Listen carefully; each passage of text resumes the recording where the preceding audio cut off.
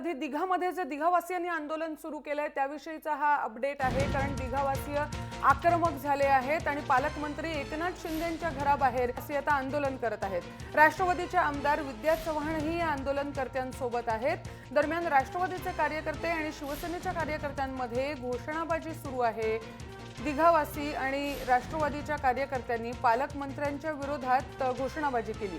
दिघ्यातल्या अनधिकृत घरं पाडली जाणार आहेत, तेव्हा आता कुठे जायचं असा प्रश्न रहिवाशांना पडलाय।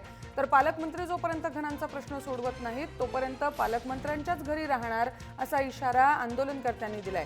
राष्ट्रवादीच्या विद्या चव्हाण या देखील आंदोलनकर्त्यांबरोबर आहेत।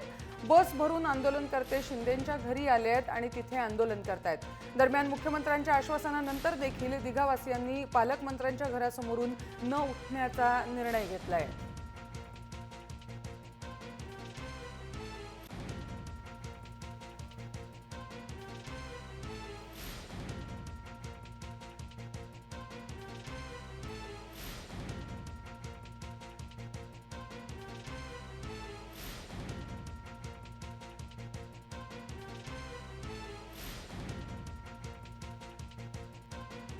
निकेश शार्दूल आपले प्रतिनिधी फोन लाईनवरून आपल्याबरोबर आहेत। निकेश, शेकडो लोक आता एकनाथ शिंदेंच्या घराबाहेर जमलेली आपल्याला दिसतात, काय वातावरण आहे तिकडचं?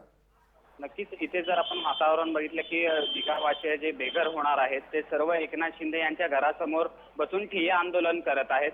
इथलं जे वातावरण बघितलं एक तणावाचं वातावरण इथं आहे। मोठ्या प्रमाणात पोलीस बंदोबस्त आहे। काही वेळापूर्वीचं वातावरण ते अधिक संताप झालेलं होतं की दिघावासी जे आहेत आणि त्यात जे राष्ट्रवादीचे जे कार्यकर्ते आहेत ते एकनाथ शिंदे विरोधात घोषणाबाजी करत होते। एकनाथ शिंदे यांचे कार्यकर्ते हे गणेश नाईक आणि संजीव नाईक यांच्या विरोधात घोषणाबाजी करत होते। तर या संपूर्ण या प्रकरणाला राजकीय वळण लागल्याचं दिसून येत होतं। मात्र आता मुख्यमंत्र्यांनी एकनाथ शिंदे यांना फोनवरनं एक आश्वासन दिलेलं आहे की या संपूर्ण दिघा प्रकरणामध्ये आपण मुंबई हायकोर्टामध्ये जाण्याचं हे आश्वासन दिलेलं आहे। मात्र येथे जे बसलेले जे दिघावासी आहेत ते हे आश्वासन मानत नाहीये। त्यांच्या म्हणण्यानुसार एकनाथ शिंदे आणि मुख्यमंत्र्यांनी थेट आमच्याशी संपर्क साधावा आणि आम्हाला ठोस आश्वासन द्यावं। आणि जी आमची जी घरं आता जाणार आहेत, एक पावसाळा आलेला आहे, मुलांच्या शाळा सुरू होणार आहेत, अशा परिस्थितीत आम्ही जायचं कुठं? तर मुख्यमंत्र्यांनी खरोखरच आमचा विचार केला पाहिजे, आम्हाला ठोस आश्वासन दिलं पाहिजे। या मागणीसाठी हे आंदोलक जे आहे ते अजूनही तिथे बसून हे आंदोलन करत आहेत। विजिता बरोबर। निकेश, त्यांची आतापर्यंत कोणी भेट घेतलेली थोडक्यात दिसत नाहीये। आतापर्यंत एकनाथ शिंदे जे आहेत पालकमंत्री ते इथे आलेले नाही, ते कुटुंबासोबत कुठेतरी बाहेर गेले। निकेश, थोडं थांबवते, कारण पालकमंत्री एकनाथ शिंदे सध्या फोन लाईनवरून आपल्याबरोबर आहेत आणि एकनाथजी आता शेकडो जे दिघावासी आहेत तुमच्या घराबाहेर आता जमलेत, त्यांची हीच मागणी आहे, त्यांना आश्वासन हवं आहे की त्यांची घरं ही पाडली जाणार नाहीत। काय सांगाल यावर?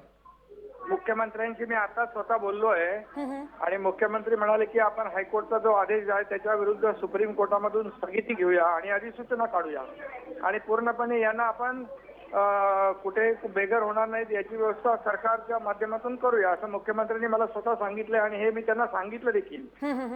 असं असताना आतापर्यंत सरकार त्यांच्या मागे उभं राहिलंय। आता कोर्टाने विरुद्ध निकाल दिलाय तर सुप्रीम कोर्टात सरकार जात आहे। अशा प्रकारचं सगळं सांगितल्यानंतर पुन्हा जर तिथे आंदोलन होणार असेल तर मग त्यांचा स्टंट आहे असा।